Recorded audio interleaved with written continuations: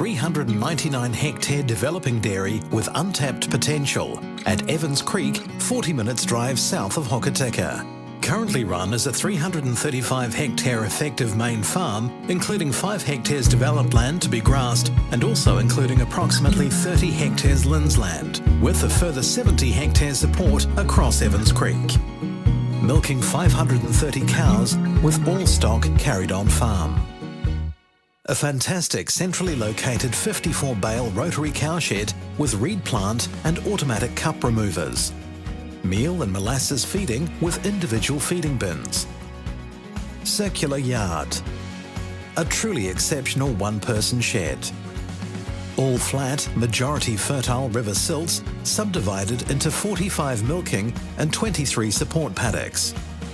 Good balanced soils with excellent wintering areas. Gravity stock water system via a 50mm main line. Cows wintered on 16 hectare of Swedes with 600 to 700 baleage made on. Effluent irrigated to approximately 32 hectares. A 4-bedroom Summerhill stone homestead with open plan living, wooden deck and double garage. And a 3-bedroom cottage with recent upgrades.